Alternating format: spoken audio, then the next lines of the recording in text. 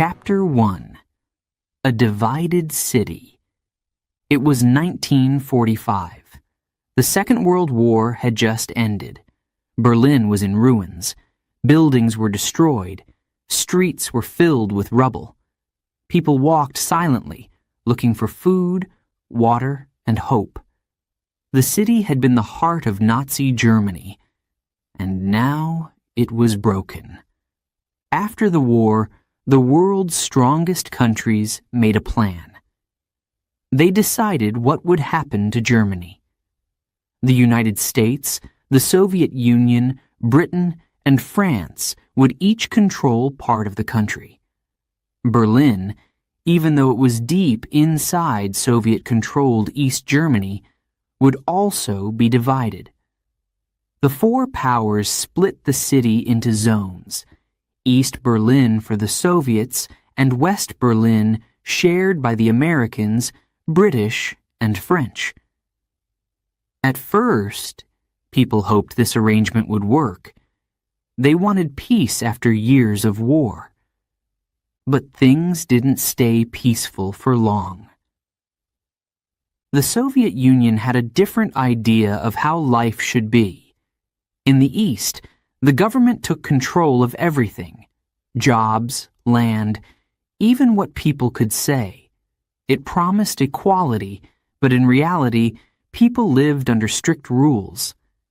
In the West, the United States and its allies wanted freedom and democracy.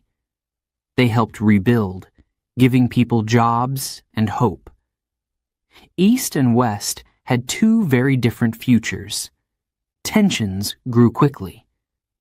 In 1948, the Soviets blocked all roads and trains into West Berlin. Their plan was to starve the Western powers out of the city. For almost a year, planes from the United States and Britain flew supplies into West Berlin. They brought food, medicine, and even candy for children. These flights were called the Berlin Airlift. Every day the planes came. Every day the people of West Berlin survived. The blockade failed, but the divide deepened. East Berlin and West Berlin were no longer just zones. They became two different worlds. Life in East Berlin was hard. The government controlled almost everything. People couldn't speak freely. If they complained, they could be arrested, or worse. The streets were gray and quiet. Shops were often empty. People waited in long lines for bread and milk. Many felt trapped, with no way to improve their lives.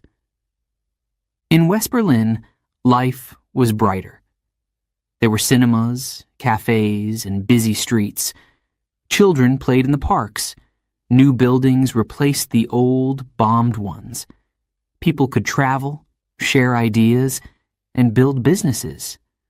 West Berliners were surrounded by East Germany, but they felt free. This difference was hard to ignore. Many East Berliners looked to the West with longing. They wanted freedom. They wanted the chance to live without fear. Some began to leave. At first, it was easy. People could cross the city freely. They took a train or walked across the border. Families reunited for dinners. Friends visited each other. But more and more East Berliners decided not to come back. By 1961, over 2.5 million people had fled to the West. Most were young, skilled workers, doctors, teachers, engineers. East Germany was losing its future.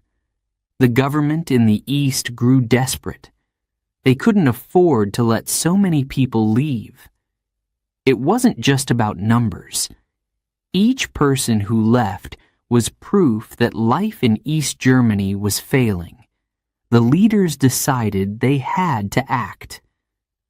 They would stop people from leaving, at any cost. The city became a place of whispers and secrets. Families argued. Neighbors stopped trusting each other. Some people believed in the East German government. They thought the Soviet way was the right way. Others dreamed of escape. They made plans in the dark, speaking softly, afraid someone might hear. Fear was everywhere. The Western powers watched with concern. They didn't want to lose West Berlin. It was a symbol of democracy and freedom in the middle of communist East Germany. But no one knew what the Soviets would do next. The air in Berlin felt heavy, like a storm was coming. And then it happened. On the night of August 13th, 1961, the East German government made its move. Soldiers and workers began to build. Barbed wire was stretched across the city. Streets were blocked. Train stations were closed. Families who had dinner together the night before were now separated. No one knew if they would ever see each other again. People woke up to a new reality. East Berliners stared at the wire, shocked. West Berliners stood on the other side, calling out to their friends and family. The border was sealed.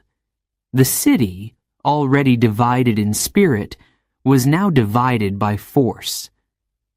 At first, the barrier was just wire. But soon, it became a wall. A real wall. Concrete slabs were put in place. Guard towers rose. Soldiers with guns patrolled day and night. No one could cross. No one could escape. For the people of Berlin, the wall was more than just bricks and mortar. It was a symbol of everything that was wrong. It was the Cold War made real. On one side, people were free. On the other, they were prisoners. The wall cut through streets, parks, and even cemeteries. Families were torn apart. Friends became strangers. Some people tried to fight back. They wrote graffiti on the wall, messages of hope, anger, and defiance. But the wall stood tall, cold, and silent. It was a reminder to everyone. There was no way out. Life continued, but it wasn't the same. East Berliners tried to find happiness in small things. A good book, a secret smile, a quiet walk. West Berliners looked at the wall every day, wondering how long it would last. Many felt guilty for their freedom, knowing others weren't so lucky. Years passed, but the pain of the divide never went away. The Berlin Wall became a global symbol. Leaders from around the world came to West Berlin. They gave speeches, promising hope. But for the people who lived there, hope was hard to find. The wall was strong. It felt permanent. It felt like it would never come down. Still, deep inside, people didn't stop dreaming. East and West Berliners both longed for a day when the city would be whole again. When they could walk through the streets freely. When families could hug without borders, when Berlin could be one. That dream was just beginning. Chapter 2. The Curtain Falls. It was a warm summer evening in Berlin, August 12th, 1961. People walked through the streets, laughing and talking. Some visited friends in the West. Others spent time with family in the East. No one knew it would be their last chance to cross the city freely. In the east, whispers had begun. Soldiers were moving. Trucks carried supplies. Something was happening, but no one knew exactly what. The government kept it secret. People went to bed that night, unaware of how their world was about to change. And then it began. At midnight, thousands of East German soldiers spread across the city. Trucks stopped at key streets and corners. Workers jumped out, pulling rolls of barbed wire. The soldiers had orders to divide Berlin, block every road, close every path to the west. People who worked through the night, taxi drivers, bakers, and nurses, were the first to notice. One baker, still kneading his dough, looked outside and saw soldiers stretching barbed wire across the street. "What are they doing?" he asked. The soldiers didn't answer. They just worked quickly, blocking road after road. By dawn, the entire city was cut in two. In the early morning, Berliners woke up to an unfamiliar sound. Silence. The streets, normally buzzing with life, were still. Then came the shouts, "Look outside!" "What's happening?" "They're blocking the streets!" People ran to their windows. They saw barbed wire running through their neighborhoods. Guards with guns stood at every corner. East Berliners tried to cross, but the soldiers stopped them. "Turn back!" they shouted. In West Berlin, families stared across the wire in shock. They waved and called out to their loved ones. Some threw notes over the barrier. A father yelled to his son, "Stay there! Don't come back to the east!" But the son couldn't hear him clearly. The soldiers didn't care. The border was closed. By midday, panic spread. Families who had planned to meet that morning were separated. A woman, holding her baby, stood crying near a blocked road. Her husband was on the other side. She waved desperately, but he couldn't cross. "It's temporary," she told herself. "They'll take it down soon, won't they?" Others weren't so hopeful. An elderly man, holding a small suitcase, sat down on the pavement. "I was going to visit my sister," he whispered. "I don't think I'll see her again." His voice trembled as he looked at the wire. For many, the pain of separation began that very first day. The East German government had prepared for this moment carefully. They called it an anti-fascist protection barrier. They said the wall would protect East Berlin from spies and enemies in the West. But everyone knew the truth. It wasn't to keep enemies out. It was to keep people in. Over 2.5 million East Germans had already fled to the West by 1961. Most were young and educated. The government was losing its brightest workers. They needed to stop the escape. And so, they built the wall. At first, it was just barbed wire. But the plan was much bigger. Soon, it would be concrete, tall, strong, unbreakable. As the sun rose higher that day, confusion turned into anger. In East Berlin, people gathered at the barriers. They shouted at the soldiers, "Why are you doing this? Let us through." But the soldiers stood still, their faces hard. A young woman, her eyes red from crying, pushed forward. She begged to cross. "Please," she said. "My mother is in the West. She's sick. She needs me." A soldier looked at her but said nothing. She fell to her knees, sobbing. In West Berlin, it was the same. People ran to the new border, calling out for their friends and family. They waved across the wire, some holding up signs. "We're here," one sign read. "Don't lose hope." But the distance between East and West already felt too great. The scenes of that day spread quickly. Reporters from around the world came to Berlin. They took pictures of the barbed wire and the desperate faces of the people. The world watched as Berlin became the front line of the Cold War. The leaders of West Berlin called it a day of shame. They couldn't believe what had happened overnight. The mayor of the city, Willy Brandt, stood in front of a crowd and spoke with a heavy heart.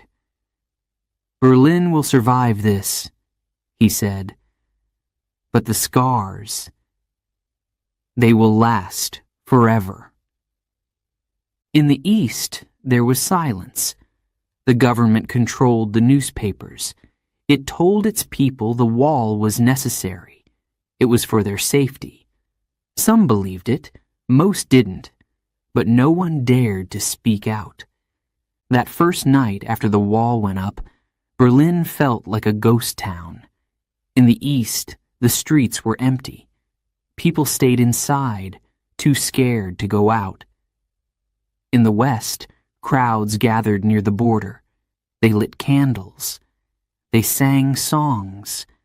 Their voices carried through the quiet streets, over the wire, and into the dark. An old woman in the East listened from her window. Tears streamed down her face as she heard the faint sound of music.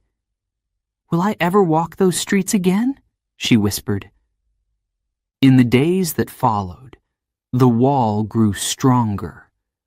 Soldiers replaced the barbed wire with concrete. They added watchtowers and armed guards. Every street, every train line, every tiny path was sealed. The city was no longer one. For many, the shock of that first day turned into despair. A young boy in East Berlin looked out his window.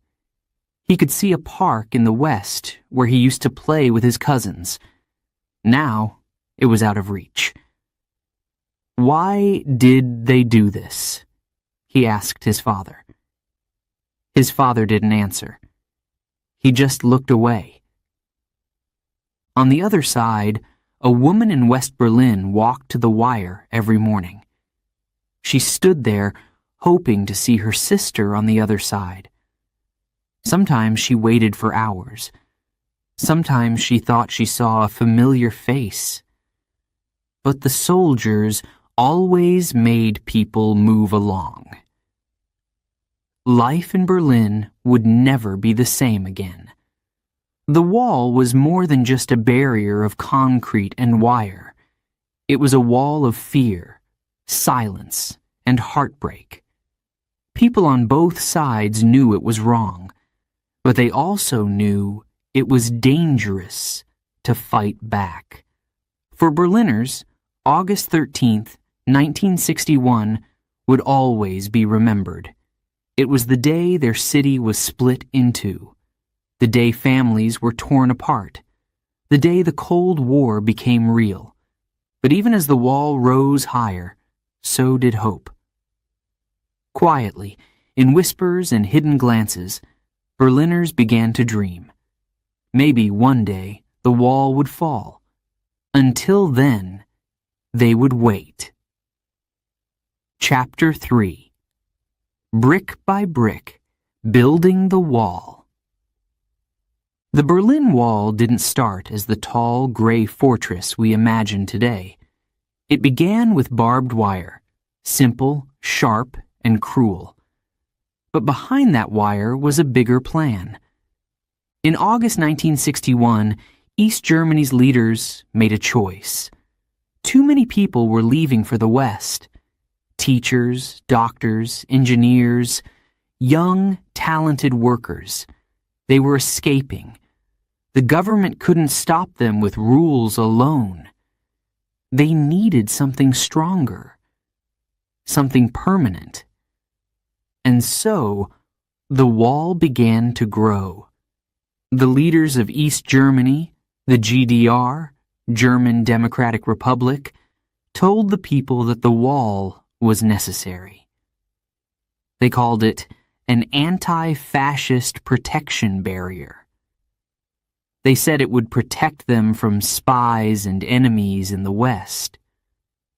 But the truth was different. The wall wasn't about protection. It was about control. The Soviet Union supported the plan. They wanted to show strength during the Cold War.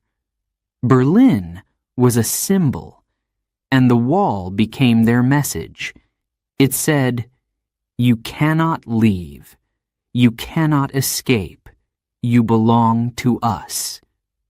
At first, the wall seemed simple. Barbed wire stretched across streets and parks.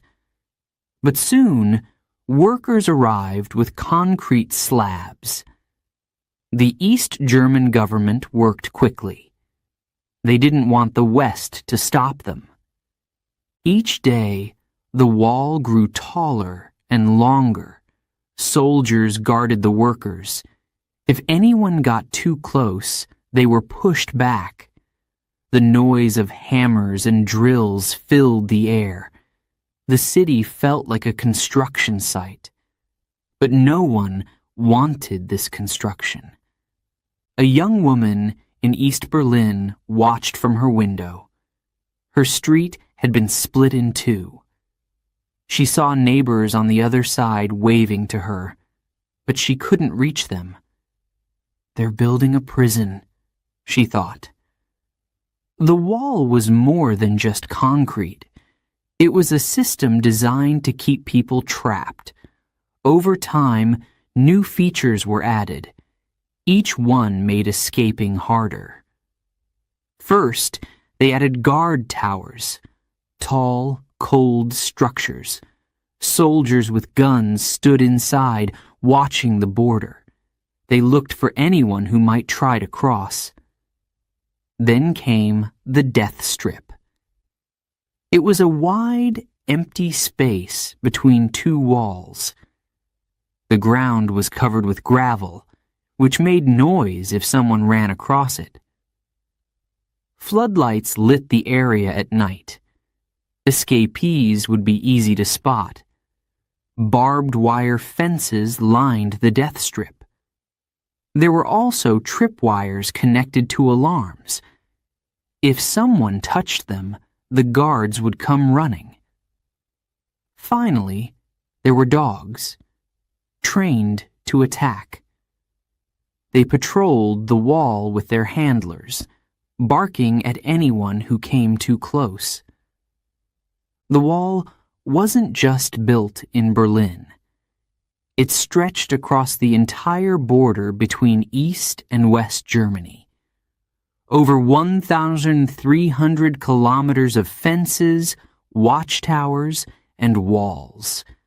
But the wall in Berlin was the most famous part. It divided families, friends, and lives.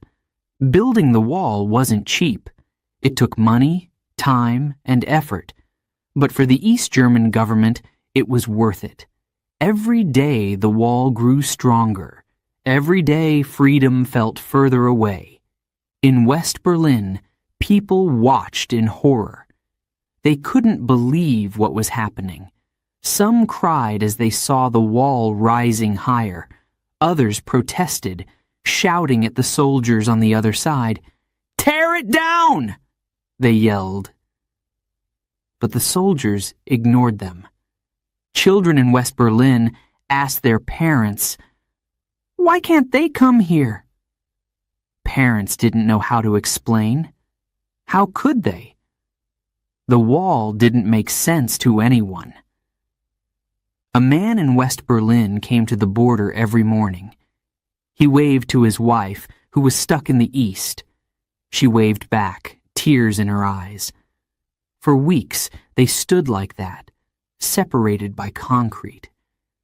Until one day, she didn't come. The wall changed everything in East Berlin.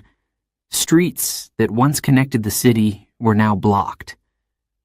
Families who lived only a few meters apart couldn't see each other anymore. Train stations in the east were closed. People couldn't travel. Even daily life became harder. The government increased security. Secret police, known as the Stasi, watched everyone. Neighbors spied on each other. Fear spread like a shadow over the city. A father in East Berlin told his daughter, "Don't talk about the wall. Don't ask questions."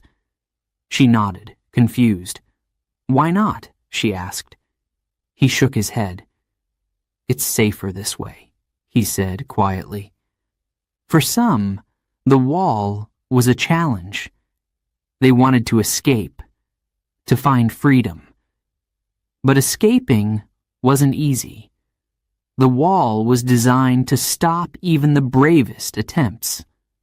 One night, a young man tried to swim across the Spree River, which ran along the border. He moved quietly, staying low in the water. But the guards saw him. They fired their guns, and the river grew silent. A group of students tried to dig a tunnel under the wall. They worked for weeks, digging with small tools. But the Stasi discovered their plan. The students were arrested. Their dream of freedom ended in a cold prison cell. Not everyone in East Berlin agreed with the wall. But speaking out was dangerous. People who protested were arrested, or worse. Many felt powerless, but others found small ways to resist. They painted graffiti on the wall, writing messages of hope. Freedom will come. This wall will fall. These messages gave people strength. In West Berlin, the wall became a canvas for art and protest. Colorful murals appeared, telling stories of hope and unity. One artist painted a bright sun on the wall. It was a reminder that darkness doesn't last forever. By the 1970s, the wall had become a symbol of the Cold War. Leaders from around the world came to West Berlin. They stood in front of the wall and gave speeches. They called for freedom and unity. In 1987, U.S. President Ronald Reagan visited Berlin. Standing near the wall, he said the famous words, "Mr. Gorbachev, tear down this wall." The crowd cheered. But in the East, those words were forbidden. People heard them only in whispers. The wall may have been strong, but the people's spirit was stronger. In secret, East Berliners began to hope. They started to dream of a world without walls. A young boy in East Berlin drew pictures of what he imagined: parks, bridges, and open streets. His mother looked at the drawing and smiled. "Maybe one day," she said softly. For now, the wall stood tall. It seemed unstoppable. But deep inside, cracks were forming, not in the concrete, but in the system. Change was coming. The wall wouldn't last forever. Chapter 4. Life Behind the Wall. In East Berlin, life changed the moment the wall went up. For the people living there, it wasn't just a physical barrier. It was a constant reminder of what they couldn't have. Freedom. We could see freedom, but we couldn't reach it. That's how many East Berliners described their lives. From their windows, they could sometimes see West Berlin. The bright lights of cafes, the busy streets, the laughter of children playing in parks. But they couldn't cross. The wall stopped them. Day after day, the wall loomed over their lives. Life in East Berlin was controlled by the government. They decided where you worked, what you learned in school, and even what you could say. People were told that socialism was the best way to live. They were told that the West was dangerous. But many didn't believe it. Jobs were chosen for you. If you wanted to be a teacher or a doctor, the government had to approve it. If they didn't like your family or your political views, they might send you to work in a factory instead. A young man named Hans wanted to be an engineer. He loved building things. But his father had spoken against the government years ago, so Hans wasn't allowed to go to university. Instead, he worked in a coal plant. Every day he looked at the black smoke rising into the sky and wondered what his life could have been. School in East Berlin was strict. Students were taught to follow the rules. They learned about socialism and how it was better than capitalism. But some teachers added their own messages, quiet ones. One teacher, Frau Schneider, loved history. She told her students about Germany's past, but she also spoke of hope. History is always changing, she would say. Nothing stays the same forever. Her students nodded, pretending to take notes. They knew what she really meant. Daily life was filled with rules. People lined up for food at government shops. The shelves were often half empty. Fresh fruit was rare. Meat was expensive. People learned to make do with what they had. At home, families spoke in whispers. Parents warned their children, "Don't talk about the wall. Don't complain at school." The Stasi, the secret police, could be anywhere. They could be listening. Even neighbors couldn't always be trusted. Some people spied for the government. They reported what others said or did. A kind smile could hide dangerous intentions. One woman, Marta, found this out the hard way. She told her friend that she wanted to visit her brother in the West. A week later, the Stasi came to her door. Her friend had reported her. Marta lost her job and was watched by the police for years. She never trusted anyone again. Despite the fear, people found small ways to live. Families gathered for dinners, sharing stories and jokes. They celebrated birthdays with homemade cakes. Children played in the streets, kicking soccer balls and riding bikes. Life wasn't easy, but it went on. Still, the wall was always there, a reminder, a shadow. People tried to distract themselves. The government organized parades and events praising socialism. Workers marched with red flags, shouting slogans. Children sang songs about a bright future. But deep down, many didn't believe it. In their hearts, they dreamed of freedom. Letters became lifelines. Families separated by the wall wrote to each other. They shared news, pictures, and small gifts, but letters were often read by the Stasi before they were delivered. Anything suspicious was removed. One young girl, Anya, wrote to her grandmother in the West. She drew a picture of the wall with the words, "Tear it down." The letter never arrived. Her parents were called in for questioning. After that, Anya was told to only write about her school and the weather. Some East Berliners tried to make the best of things. They joined government organizations, hoping for better jobs or housing. Others stayed quiet, keeping their heads down. But some resisted in small ways. A man named Klaus was a musician. He wrote songs about hope and freedom. He performed them at small gatherings, careful not to attract too much attention. His songs spread quietly, like whispers in the wind. "The wall can't stop our dreams," one of his lyrics said. People sang his songs in their homes, softly, so no one could hear. Life behind the wall wasn't just about fear. It was also about waiting. Waiting for change. Waiting for a day when the wall would fall. An elderly woman named Greta lived near the border.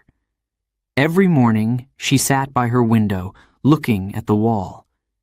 She remembered a time when Berlin was one city. "It can be one again," she would say to herself. Her granddaughter didn't understand. "The wall will never come down," she said. Greta just smiled. Hope wasn't easy to hold on to, but it was there, in small moments. One winter, snow covered the city. Children built snowmen near the wall. They laughed and threw snowballs, pretending the wall didn't exist. For a moment, it felt like freedom. In spring, flowers bloomed along the death strip. A young couple in East Berlin planted seeds near the wall. It was a quiet act of defiance. Bright colors against the gray concrete. East Berliners found ways to share hope with the West. Sometimes they waved from their windows. Sometimes they sent messages hidden in books or packages. A single sentence could mean everything. "We haven't given up." In West Berlin, people responded with messages of their own. They painted graffiti on the wall. They sent balloons carrying notes over the border. One note simply read, "We're with you." The wall shaped every part of life. People lived in its shadow, but they didn't stop dreaming. A boy named Peter sat on his bed one night, looking at a postcard of New York City. His uncle had sent it from the West. Peter stared at the tall buildings, the wide streets, the Statue of Liberty. One day, he thought, I'll see it for myself. His mother walked in and saw the postcard. She didn't take it away. She just kissed his forehead and said, "Maybe you will."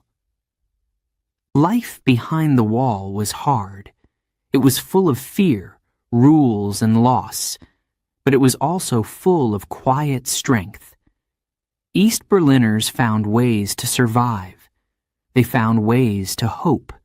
And deep inside, they knew one thing: walls don't last forever.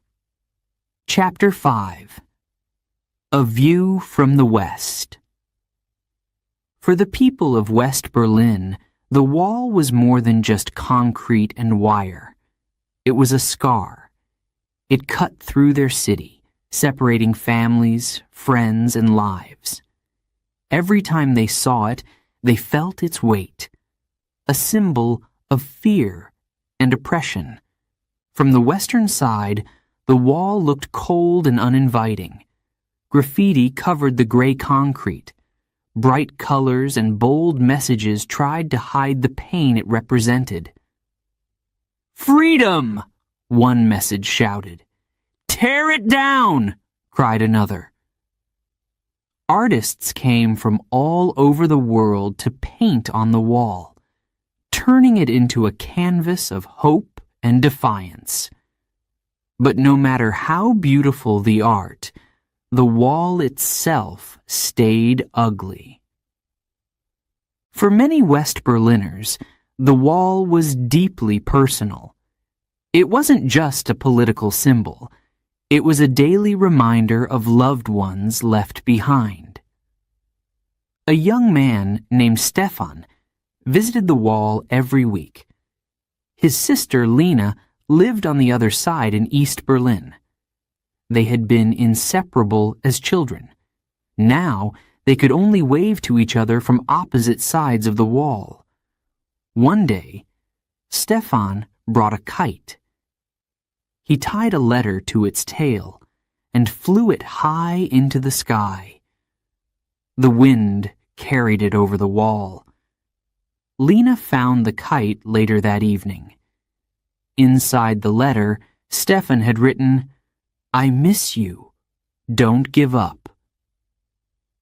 For Stefan, the wall was a thief. It had stolen his sister from him. The wall didn't just divide people, it divided emotions. In West Berlin, life continued. There were cafes, theaters, and concerts. The city was vibrant and full of energy, but no one could fully escape the shadow of the wall. At night, the floodlights from the wall's guard towers lit up the skyline. The lights were bright, cold, and unrelenting. They were a constant reminder of the people trapped on the other side. Some nights, West Berliners gathered near the wall. They sang songs, lit candles, and held hands. They couldn't tear the wall down, but they could show solidarity. Their voices carried over the wall, soft and hopeful. "We are here," they seemed to say. "We haven't forgotten you." The wall also became a point of curiosity for visitors from around the world. Tourists came to see it, to touch it, to take photos. They stood on platforms built near the border, looking into East Berlin. Some used binoculars to get a closer view.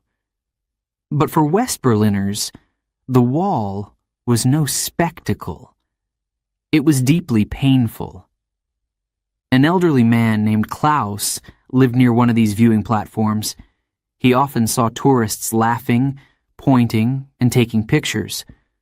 One day, he stopped a young couple. "You think it's exciting?" he asked, his voice trembling. "For me, it's a prison. My son is over there, and I can't even hug him." The couple apologized, their smiles fading. For Klaus, the wall wasn't a tourist attraction. It was a wound that never healed. Life in West Berlin was free, but it wasn't easy. The city was surrounded by East Germany. It was like an island of democracy in a sea of communism. Supplies had to be brought in by plane or truck. The people of West Berlin knew they were being watched by the East. The wall felt like a threat, a warning. Leaders from around the world visited West Berlin to show their support. In 1963, U.S. President John F. Kennedy came to the city. Standing in front of the wall, he declared, "Ich bin ein Berliner." I am a Berliner. The crowd erupted in cheers. His words gave them strength. But speeches weren't enough to remove the wall. For children in West Berlin, the wall was a mystery. They asked their parents, "Why can't we go to the other side?" Their parents tried to explain, but it was difficult. How do you explain something so cruel to a child? A little boy named Max lived near the wall. Every day he played with his toy cars in the street. He could see the wall from his home. Sometimes he imagined it was a castle with brave knights ready to break through. One day, Max asked his mother, "When will the wall come down?" She knelt beside him and said softly, "One day, Max, we just have to wait." Despite the wall's presence, West Berliners didn't stop hoping. They found ways to stay connected with the East. Letters, packages, and rare phone calls kept families and friendships alive. Churches on both sides of the wall worked together. They organized secret meetings and shared information. They prayed for unity and an end to the division. A pastor in West Berlin named Peter often stood near the wall, leading quiet prayers. "Lord," he said, "bring our city together again." His congregation murmured their agreement.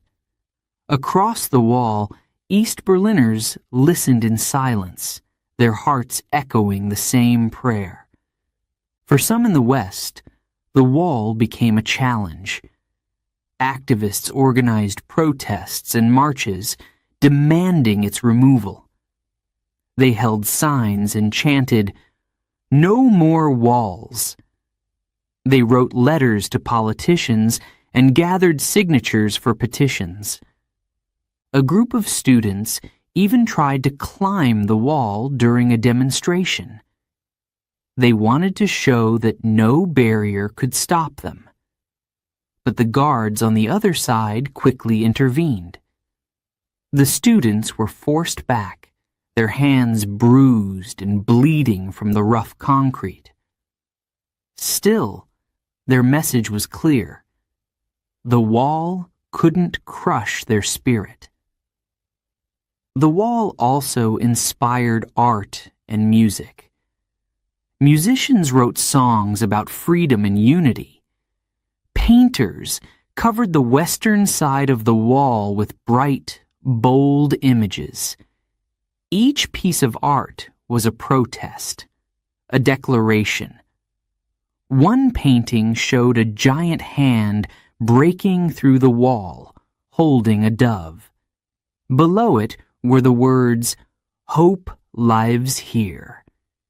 It became a symbol for the people of West Berlin. Every time they passed the wall, they saw the painting and remembered, walls don't last forever.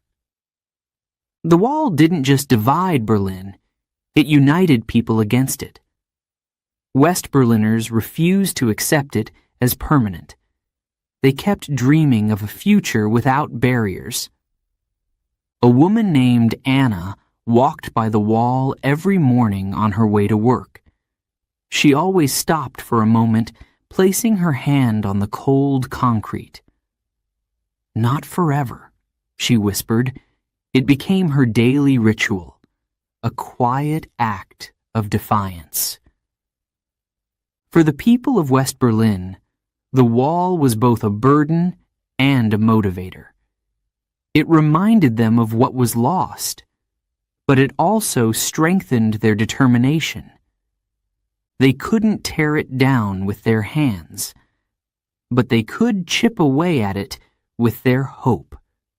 Before we begin, Chapter 6, a quick note for our listeners. You're currently listening to this audiobook on WooEnglish. Remember, this content is specially made for WooEnglish listeners only. If you're hearing it on any other channel, it may be a violation of WooEnglish's rights. Please ensure you're tuned into the right source to fully enjoy and respect this audiobook journey. Now let's continue the story. Chapter 6. Escape Stories. Not everyone in East Berlin accepted life behind the wall. Some people dared to dream and dared to run. Escaping to West Berlin was dangerous. The wall was guarded day and night. There were watchtowers, armed soldiers, and a deadly strip of land filled with traps. The government called it the Death Strip for a reason. But for some, freedom was worth the risk. They couldn't live without hope. They couldn't stay in a place where they felt like prisoners. Their escape stories became legends. One of the first escapes happened just days after the wall was built. A young border guard named Konrad Schumann stood on duty near a section of barbed wire. He was only 19 years old, and he hated the wall. On August 15, 1961, he saw his chance. A group of West Berliners had gathered near the border. They shouted at him, "Come over!" Konrad's heart raced. If he jumped the wire, the East German guards would call him a traitor. He might never see his family again. But if he stayed, he would never be free. Konrad made his decision. He threw down his rifle and ran. With one quick leap, he jumped over the wire. West Berliners cheered as he landed safely on the other side. Someone took a photo of his escape. It became one of the most famous images of the Berlin Wall. Not everyone's escape was as quick. Many people had to plan for weeks, even months. One family, the Strelzics, dreamed of freedom for years. They decided to build a hot air balloon to fly over the wall. It seemed impossible, but they didn't give up. The family worked in secret. They sewed the balloon's fabric by hand, piece by piece. They used stolen cloth and a small gas burner to power the balloon.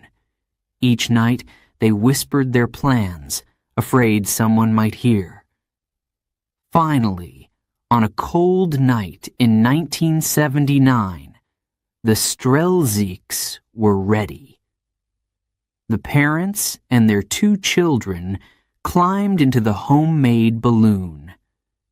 The wind was strong, and the balloon began to rise. They floated above the wall, high in the sky. Below them, the guards didn't notice. The family held their breath, terrified the balloon might fall. But after 28 minutes, they landed safely in West Germany. They laughed and cried, holding each other tightly. They had done it. Some escapes were dramatic. Others were clever. In 1964, a group of students in West Berlin decided to help people escape by digging a tunnel under the wall. It was a risky plan.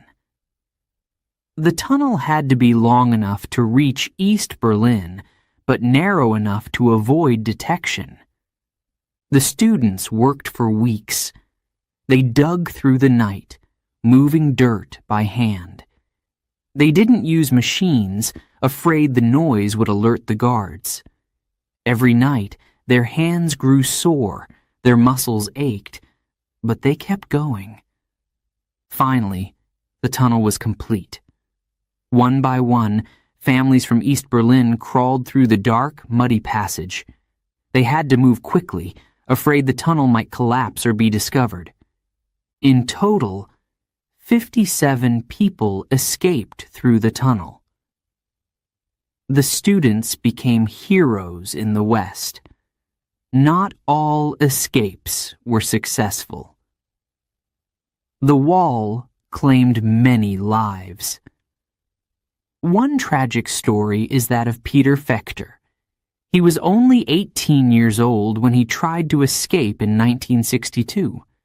Peter and a friend ran toward the wall, hoping to climb over it, but the guards saw them. Peter's friend made it to the other side, but Peter was shot. He fell into the death strip, crying for help. No one dared to rescue him. The guards didn't move, and people in West Berlin could only watch. Peter died there, just meters from freedom. His story became a symbol of the wall's cruelty. But even in tragedy, there was courage. In 1988, two brothers, Ingo and Holger Bethke, made one of the most daring escapes. They had already escaped to the west years earlier, but their third brother, Egbert, was still in East Berlin. The brothers refused to leave him behind. They came up with a bold plan. They would fly back into East Berlin to rescue Egbert. The brothers built a small airplane out of lightweight metal and cloth. It was small, quiet, and fast. They practiced flying it in secret, waiting for the perfect night. Finally, the time came. Ingo and Holger flew over the wall, landed in East Berlin, and picked up their brother. The three brothers squeezed into the tiny plane. With the engine roaring, they flew back to the west. They risked everything for their family. And they made it. Not all escapes were about speed or strength. Some relied on clever disguises. One woman, Ingrid, dressed as a guard to sneak through a checkpoint. She borrowed a uniform from a friend and memorized the guards' routines. Walking confidently, she approached the border. Her heart pounded as she passed the guards. She nodded and kept walking, hoping no one would stop her. Finally, she reached West Berlin. She let out a shaky breath. Her disguise had worked. Even the smallest acts of defiance mattered. One man, Dieter, built a zip line from an apartment building in East Berlin to a building in the West. At night, he sent his family members across one by one. They clung to the rope, sliding to safety.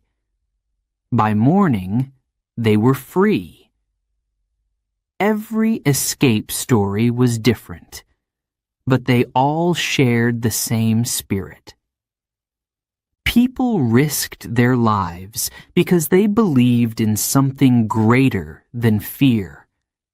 They believed in freedom. For those who made it, the feeling was indescribable. A woman who escaped in 1980 said, "The first step onto West Berlin soil felt like flying. For the first time, I could breathe." But for those who stayed behind, each escape brought mixed emotions. They felt joy for the people who made it, but they also felt pain. Pain because they were still trapped.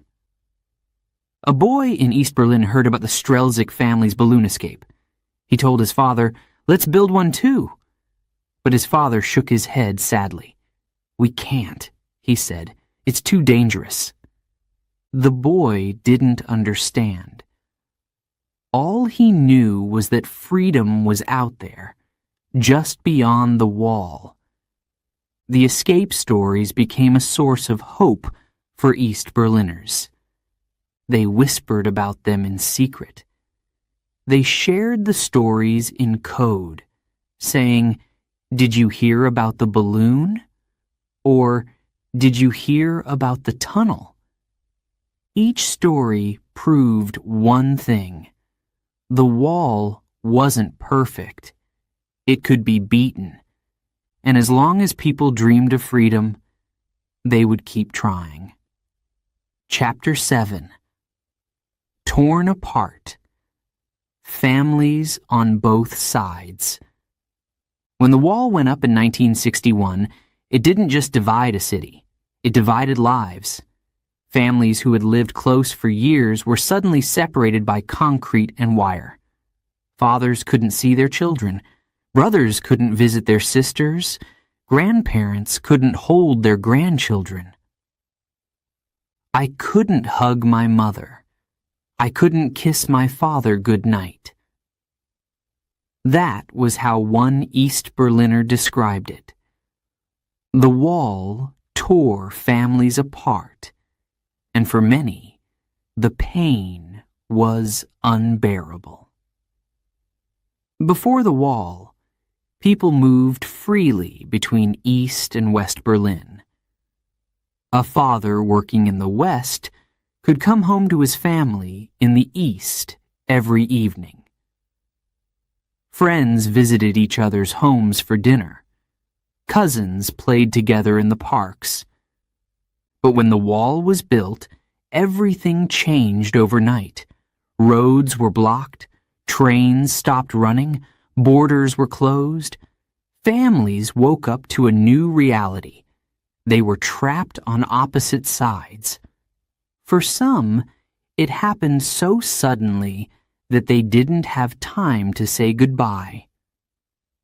Anya, a young woman in East Berlin, had spent the weekend at her aunt's house in the West. She returned home on Sunday night, not knowing it would be her last trip. The next morning, the wall was there. Anya tried to call her aunt, but the phone lines were cut. Months passed, then years. Anya never saw her aunt again. For those separated by the wall, letters became lifelines. Families wrote to each other often, but the letters weren't private. In East Berlin, the Stasi read every word before delivering them. People had to be careful about what they said. "Dear Mother," one letter began, "we are well. The children are growing fast. We think of you every day." The writer wanted to say more, to share her anger and sadness, but she didn't dare. Sometimes letters didn't arrive at all. They were intercepted or lost. Families would wait for weeks, hoping for news. When no letter came, the silence was deafening. Phone calls were rare. East Berliners needed special permission to call the West. Even when they were allowed, the calls were expensive and short. A man in West Berlin saved money for weeks to call his father in the East. When the connection finally went through, his father's voice was shaky. "Are you okay?" the son asked. "Yes," the father replied, but his words sounded hollow. The call lasted only 3 minutes before the line was cut. 3 minutes wasn't enough. Visits were even harder. In the early years of the wall, East Berliners weren't allowed to visit the West at all. For West Berliners, visiting the East required long waits and special permits. Even then, the visits were closely watched. A grandmother from West Berlin applied for a permit to see her grandchildren in the East. After months of waiting, she was allowed a 2-day visit. When she arrived, she hugged them tightly, afraid to let go.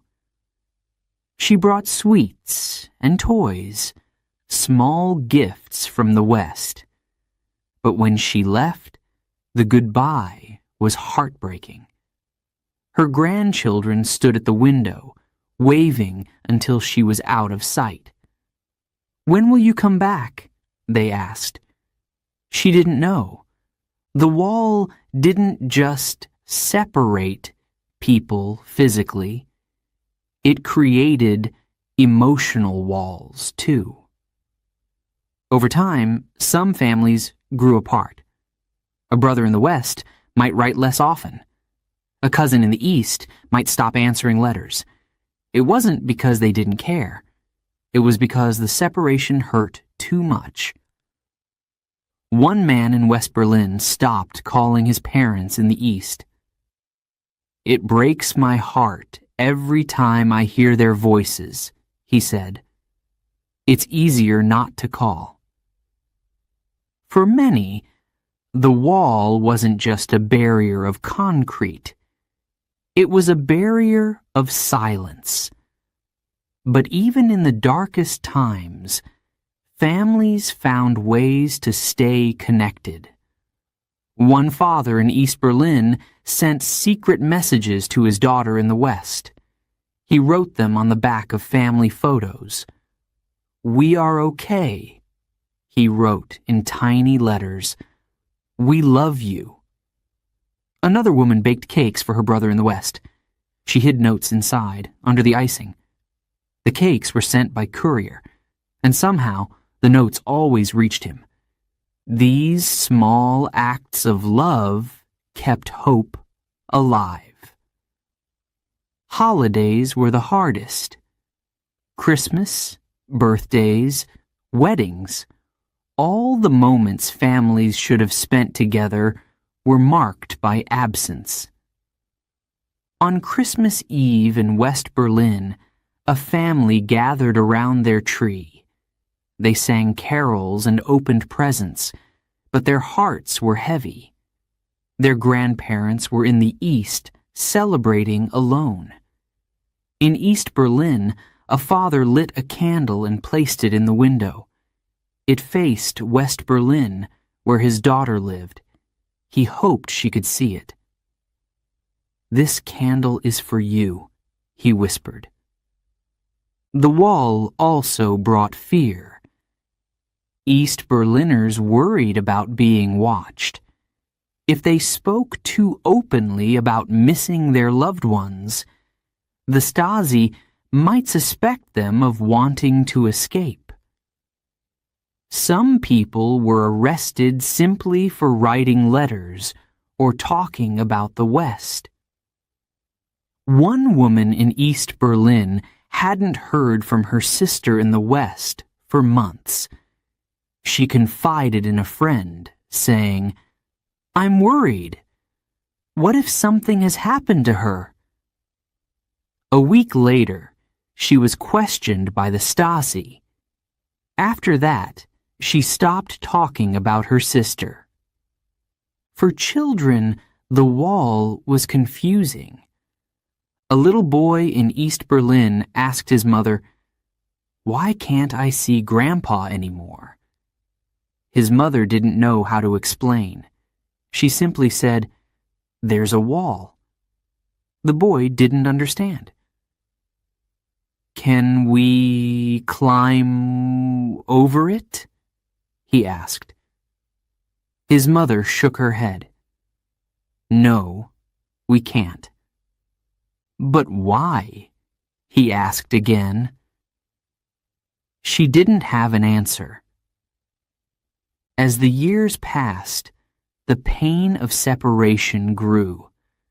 Some families never saw each other again. Others were reunited only after decades. One woman in West Berlin waited 28 years to see her brother from the East. When the wall finally came down in 1989, they hugged for hours, tears streaming down their faces. "I never stopped thinking of you," she said. The wall didn't just divide a city, it divided hearts. But even in the face of separation, love endured. Families held on to hope. They found ways to stay connected, even when the wall tried to keep them apart. And through it all, they dreamed of the day they would be together again. Chapter 8. The Wall and the Cold War. After World War II, the world was divided. On one side was the Soviet Union, a communist superpower. On the other were the United States and its allies, who believed in democracy and capitalism. These two sides didn't trust each other. Their differences created tension, fear, and competition. This was called the Cold War. Berlin became the center of this global conflict. The city was like a tiny island of democracy, surrounded by communist East Germany. The wall didn't just divide Berlin, it became a symbol of the Cold War itself.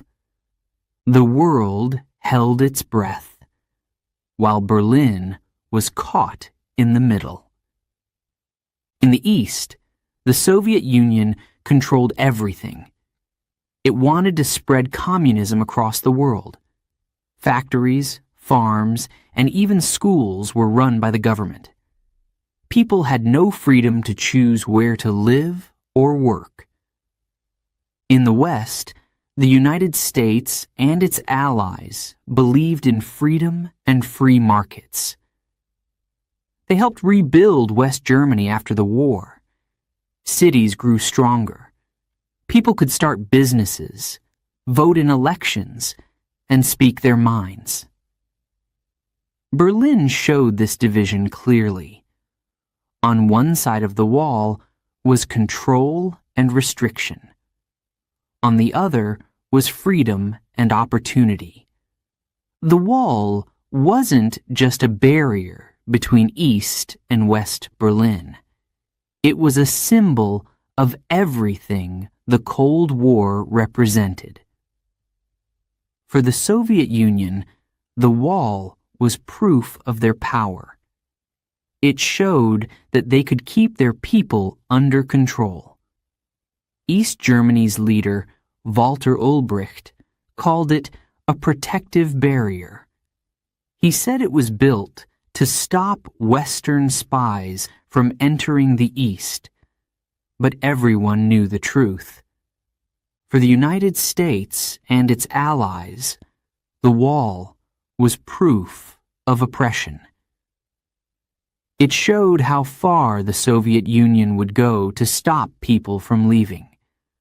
The wall wasn't protecting anyone. It was keeping people trapped. World leaders paid close attention to Berlin. What happened there could change everything. In 1948, long before the wall was built, the Soviets tried to block all supplies from reaching West Berlin. This was called the Berlin Blockade. They hoped to force the Allies to leave the city. But the Allies didn't give up. Instead, they began the Berlin Airlift.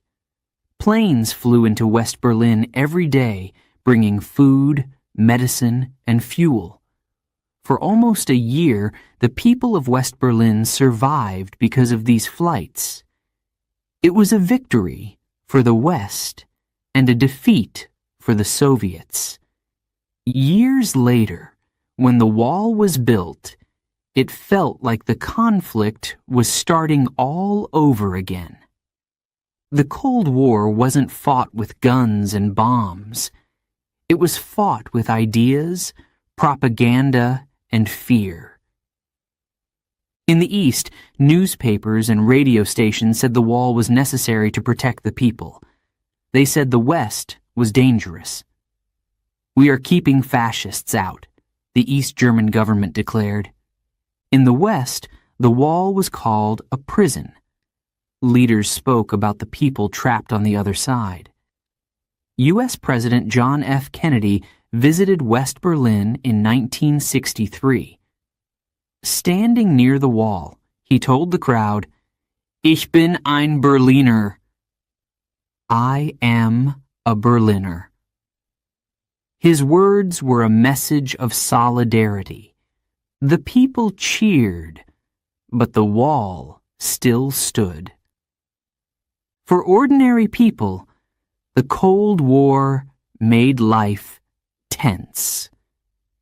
In the West, people worried about war. They knew the Soviet Union had nuclear weapons. In the East, people lived under constant surveillance. The Stasi, East Germany's secret police, spied on everyone. Berlin was like a chessboard in the Cold War. Every move by the West was watched closely by the East, and vice versa. A mistake in Berlin could lead to a global crisis. One of the tensest moments came in 1961, just months after the wall was built. Soviet and American tanks faced each other at Checkpoint Charlie, one of the crossing points in Berlin.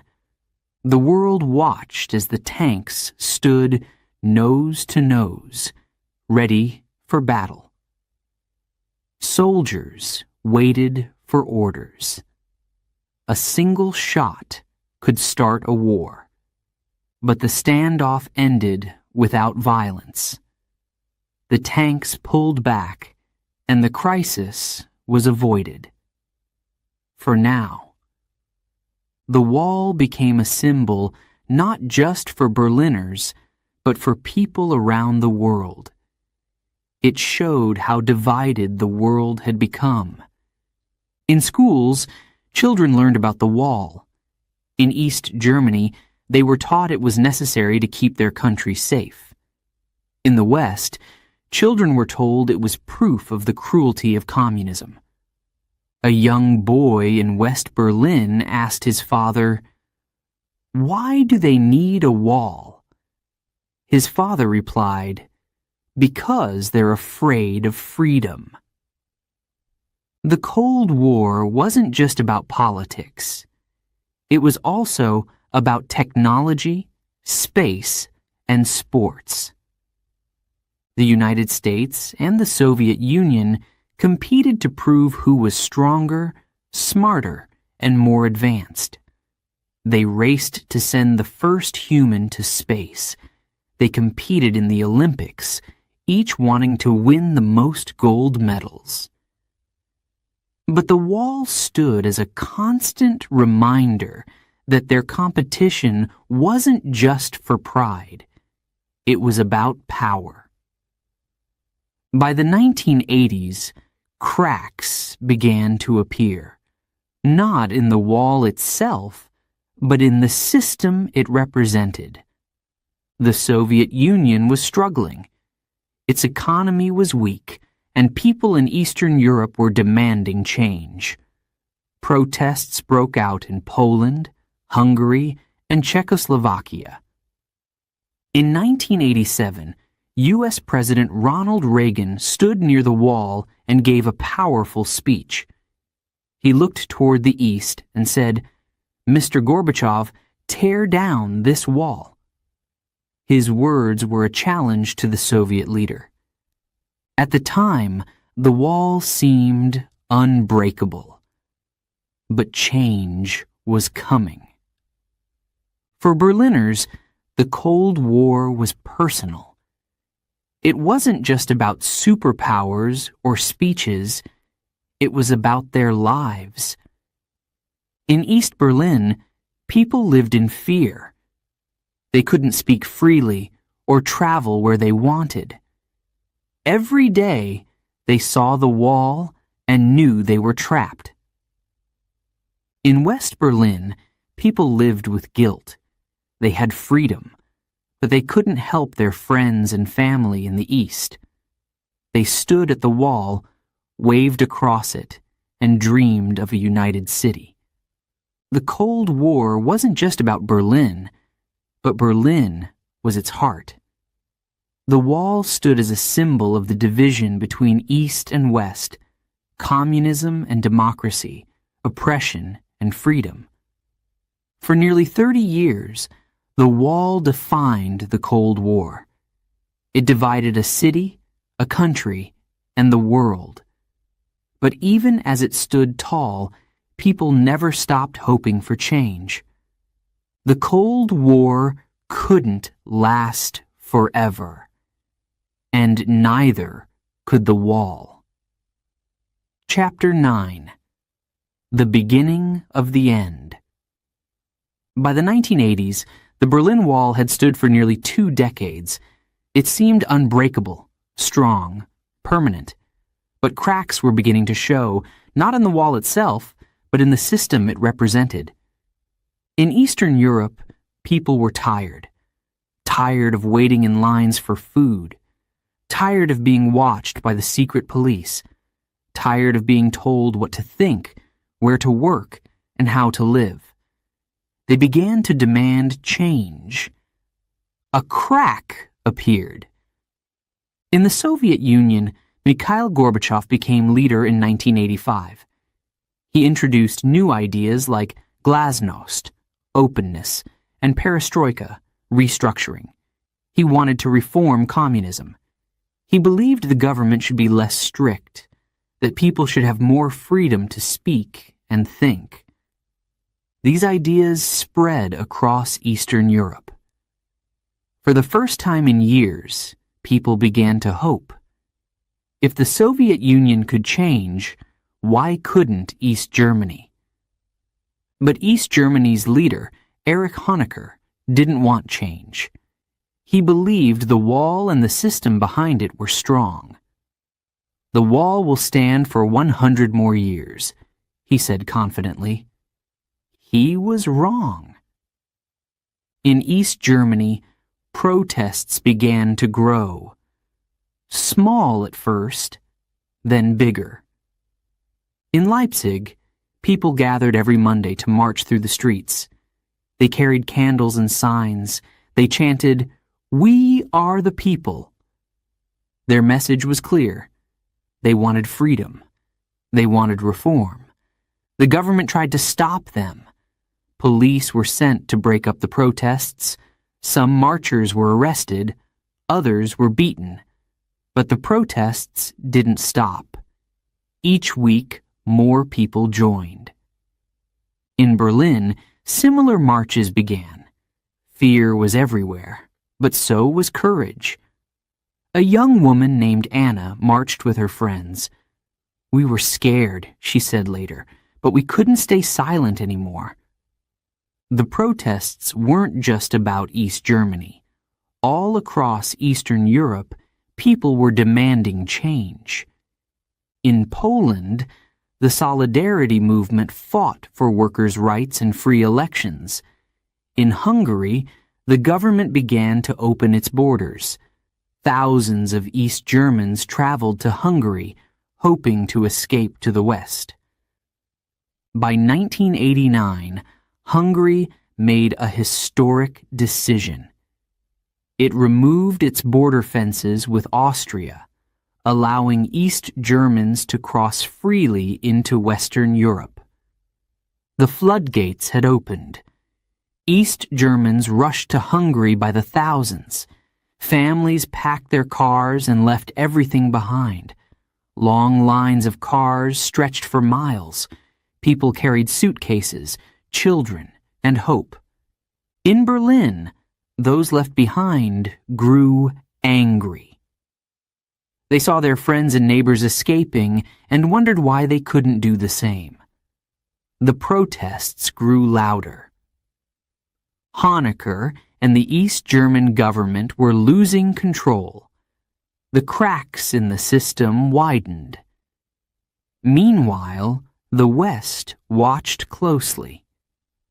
Leaders like U.S. President Ronald Reagan and British Prime Minister Margaret Thatcher pushed for change.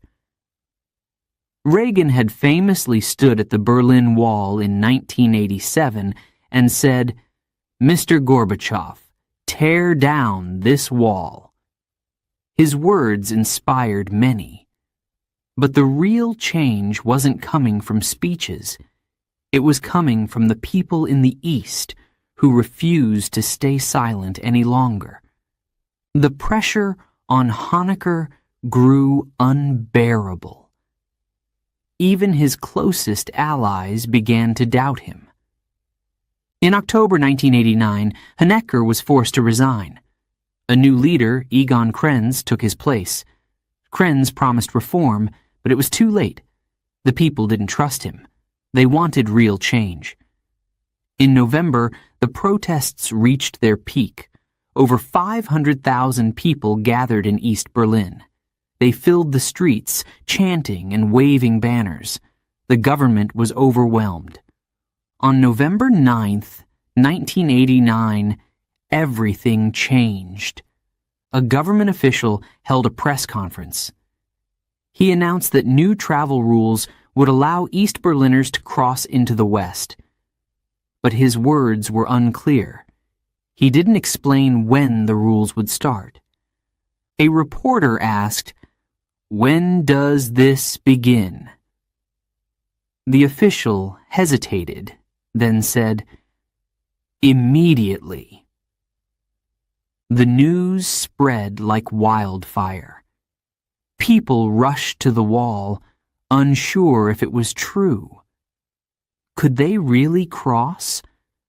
Was this the moment they had been waiting for? At first, the guards were confused. They hadn't received any orders.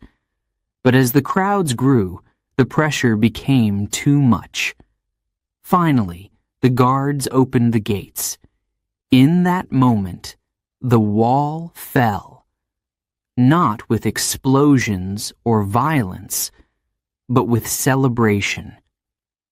People poured through the gates, laughing, crying, hugging strangers. West Berliners greeted them with open arms.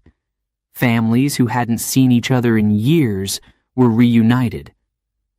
A man named Peter crossed the border with his wife and children. "We're free!" he shouted, tears streaming down his face. "We're finally free!" Berliners didn't just cross the wall. They climbed on top of it. They danced, sang, and cheered. Some brought hammers and chisels, chipping away at the concrete. Each piece they removed felt like breaking down a barrier in their hearts. A young boy watched his father take a swing at the wall with a hammer. "Why are you doing that?" he asked. His father smiled. "Because this wall doesn't belong here," he said. Around the world, people watched in amazement. Television screens showed images of joy and unity. In Paris, New York, and Tokyo, crowds gathered to celebrate. The fall of the Berlin Wall was more than a moment. It was a symbol. It marked the end of an era. The Cold War was coming to a close. For East Berliners, the fall of the wall was the start of a new life. They could now travel freely, find new jobs, and speak without fear. For West Berliners, it was a chance to reconnect with loved ones and help rebuild the city. But the journey wasn't over. Reuniting Berlin and Germany would take time. There were challenges ahead, but in that moment, none of that mattered. The wall was falling. The cracks that began in the system had turned into a collapse. The people had won. Chapter 10. A Night to Remember. November 9th, 1989. It started as an ordinary day in Berlin. People went to work, children went to school. The wall still stood as it had for almost 30 years. But by nightfall, everything changed. It began with a press conference. A government official in East Berlin announced new rules. He said that East Germans would soon be allowed to travel freely. The reporters were confused. "When does this begin?" one of them asked. The official hesitated. Then he said the word that would change history. Immediately. His answer spread like wildfire. Within minutes, East Berliners heard the news. It didn't seem real. Could it be true? Could they finally cross the border? Crowds began to form at the wall. Hundreds of people came at first, then thousands. They pushed forward, demanding to be let through. The guards didn't know what to do. They hadn't received orders. The wall was supposed to keep people in. But now, the people were demanding freedom. The guards called their commanders, asking for instructions. The commanders didn't know what to say. The pressure was building. Finally, at 11:30 p.m., the guards opened the gates. The first people stepped into West Berlin, unsure of what would happen. But instead of being stopped, they were greeted with cheers. West Berliners hugged them, clapped, and shouted, "Welcome!"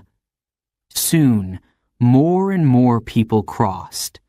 Some walked, some ran. Families reunited with tears and laughter. Friends hugged tightly, unable to believe it was real. One woman, Greta, crossed the border holding her granddaughter's hand. Her daughter was waiting on the other side. They hadn't seen each other in over 10 years. When they embraced, the crowd around them clapped and cheered. The wall was no longer a barrier. People climbed on top of it, celebrating together. They waved flags, danced, and sang. The cold November night was filled with warmth and joy. A young man named Lucas stood on the wall with his guitar. He strummed a simple tune and began to sing. Others joined him, their voices echoing through the streets. "Freedom," they sang. "Freedom at last." Some brought hammers and chisels to the wall. They began chipping away at the concrete. With each strike, they felt a sense of victory. An older man swung his hammer with all his strength. He had lived in East Berlin his entire life. "I never thought I would see this day," he said, tears in his eyes. "This wall stole so much from us, but tonight we take it back." Pieces of the wall fell to the ground. People collected the fragments, holding them like treasures.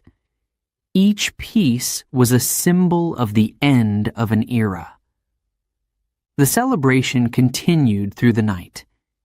In West Berlin, streets filled with people waving banners and drinking champagne. Strangers hugged each other. Children danced in the streets. In East Berlin, people celebrated too. For the first time, they felt hope. A man named Peter walked across the border with his wife and son. He stopped to look back at the wall, then turned to his wife.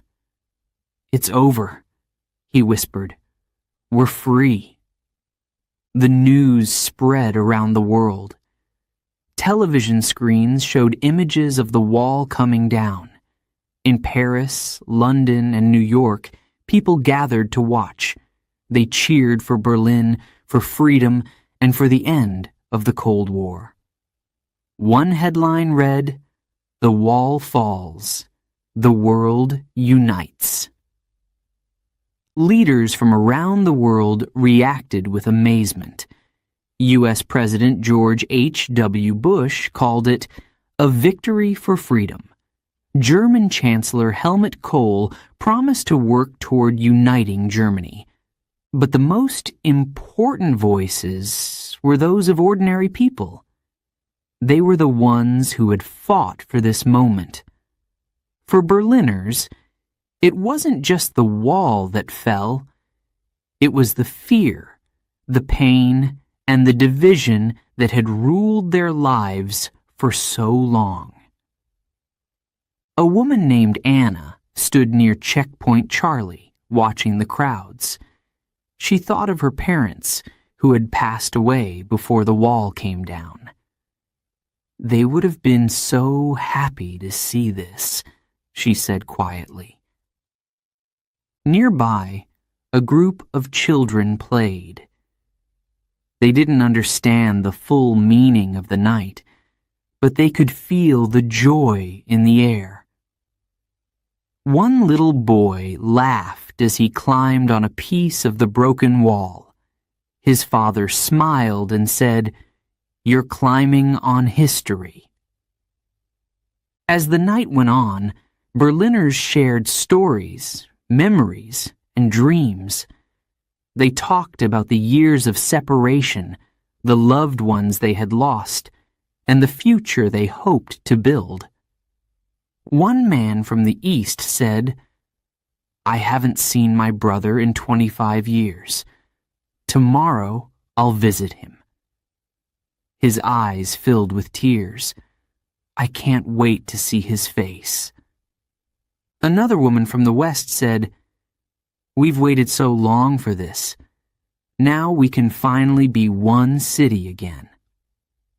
For decades, the wall had stood as a symbol of division. Now, it became a symbol of unity.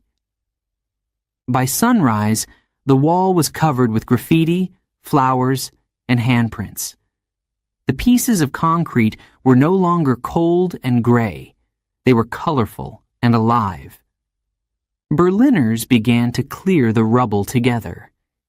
East and West worked side by side, rebuilding their city. That night, November 9th, 1989, was more than just the fall of a wall. It was the end of an era. The Cold War, which had divided the world for so long, was finally coming to an end. But for the people of Berlin, it was personal. It was the night their city became whole again.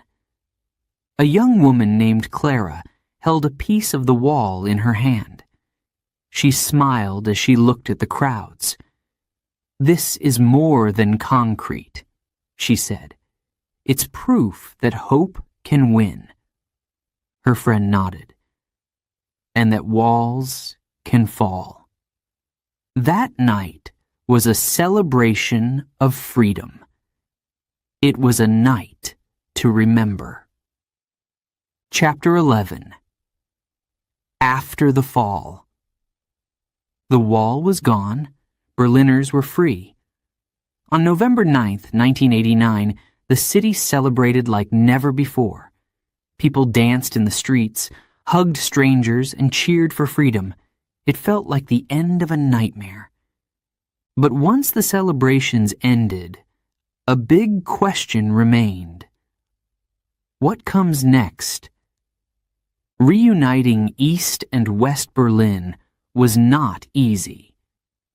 After 28 years of separation, the two sides were like strangers. In East Berlin, life had been controlled by the government.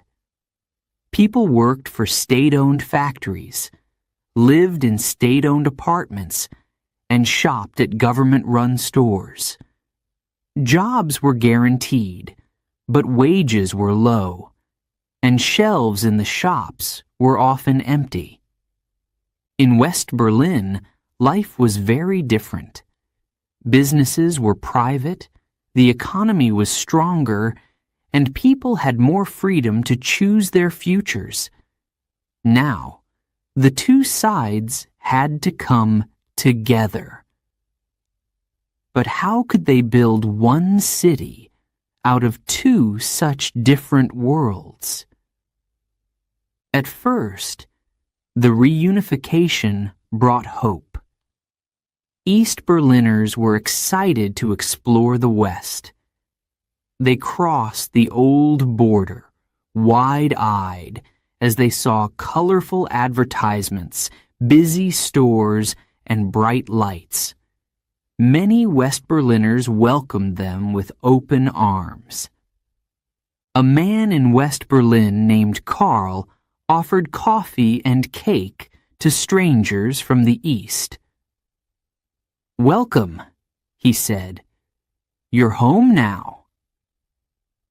But the excitement didn't last forever. For East Berliners, life in the new system was difficult. They were free, but they had to adjust to a new way of living. Jobs were no longer guaranteed. People had to compete for work. Many factories in the East closed because they couldn't keep up with Western businesses. Thousands of people lost their jobs. A woman named Erica had worked in the same factory for 20 years. When it closed, she didn't know what to do. "I was happy the wall fell," she said, "but I felt lost." West Berliners faced challenges too. They wanted to help, but reunification was expensive. Rebuilding East Berlin and supporting its people cost billions of marks. Taxes increased, and some West Berliners grew frustrated. A young man named Thomas said, "We want to help, but it feels like we're paying for everything. It's not fair." Tensions began to grow between the two sides. The physical wall was gone, but invisible walls still existed. East Berliners felt like second-class citizens. Their neighborhoods were poorer, their schools needed repairs, and their streets were full of potholes. Some West Berliners looked down on them, calling them Osses, a nickname for people from the East. One woman from the East said, "We wanted to be part of Germany, but sometimes it felt like we weren't welcome." Meanwhile, some West Berliners thought East Berliners were ungrateful. They said, "We're helping them rebuild, but all they do is complain." The city was united, but the people still felt divided. Even so, there were moments of hope. In 1990, Germany officially became one country again. People gathered in Berlin to celebrate. Flags waved, fireworks lit up the sky, and the sound of singing filled the air. In the months that followed, Berliners worked to rebuild their city together. They removed the last pieces of the wall and cleaned the streets. Buildings in the East were repaired and painted. Schools and hospitals were improved. One of the most symbolic changes was the reopening of the Brandenburg Gate. For years, it had stood behind the wall, a symbol of division. Now, it became a symbol of unity. New opportunities brought people together. Artists from both sides of the city painted murals where the wall once stood. Musicians held concerts in the parks. Businesses in the West hired workers from the East. Students from East and West attended the same schools. A boy named Lucas, who had grown up in East Berlin, joined a soccer team in the West. At first, the other players teased him about his old shoes and strange accent. But after a few weeks, they accepted him. By the end of the season, they were friends. Still, healing took time. An older man named Friedrich lived in West Berlin, near the former border. For years, he had avoided speaking to people from the East. "They're not like us," he told his neighbors. But one day, he met a woman from the East named Ingrid. She told him about her life behind the wall, about the fear, the shortages, and the longing for freedom. Friedrich listened and realized they had more in common than he thought. From then on, he began to see East Berliners differently. For many Berliners, the hardest part of reunification wasn't rebuilding the city. It was rebuilding trust. A young woman named Anya, who had grown up in the East, said, "I was always told the West was the enemy. Now they're my neighbors. It's strange, but I'm learning to let go of the past." Her new neighbor Klaus replied, "And I was told that people in the East were brainwashed. But now I see that they're just like us. We're all Berliners." The reunification of Berlin wasn't perfect. Even decades later, differences between East and West remain. But the city has come a long way. Today, Berlin is a vibrant, unified city. Tourists visit the places where the wall once stood, learning its history. Berliners from both sides share stories of the past, proud of how far they've come. One day, an elderly man named Heinrich walked along the former border with his granddaughter. He pointed to a small piece of the wall still standing as a memorial. "I remember when this wall divided us," he said. His granddaughter looked up at him confused. "But why would anyone build a wall like that?" she asked. Heinrich smiled and shook his head. "Because they were afraid," he said. "But now it's gone. And we are stronger because of it." The fall of the wall was not just about freedom. It was about learning to live together again. It was about healing the wounds of the past and building a better future. Berliners faced challenges, but they also experienced triumphs. Slowly, step by step, they turned their divided city into one. Chapter 12. The Wall's Legacy. The Berlin Wall is gone. It no longer divides streets, families, or lives. But its story lives on. For 28 years, the wall stood as a symbol of division. It represented fear, control, and oppression. But when it fell, it became something else. It became a symbol of hope. Today, the wall reminds us of what people can achieve when they refuse to give up. The wall's story is more than just a chapter in Berlin's history. It is part of the world's history. It reminds us of the Cold War, a time when the world was split into two sides, East versus West, communism versus democracy. The wall was the ultimate symbol of that divide, but it also reminds us of the power of unity. When people on both sides of Berlin came together in 1989, they proved that walls don't last forever. In Berlin today, pieces of the wall still stand. They are not barriers anymore. They are monuments. Tourists from around the world visit the East Side Gallery, where artists have painted murals on the wall's remains. The colorful paintings tell stories of freedom, hope, and love. One painting shows a dove carrying an olive branch. Another shows people breaking through the wall with their bare hands. These pieces of the wall remind us of the strength of the human spirit. But the wall's legacy is not just physical. It lives in the hearts and minds of those who experienced it.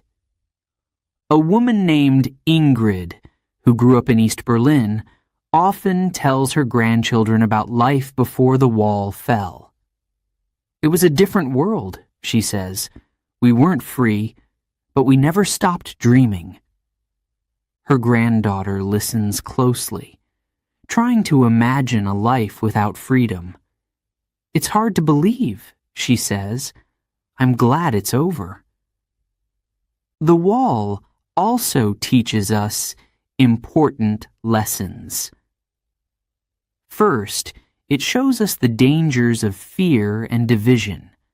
The wall was built because leaders in the East were afraid of losing control.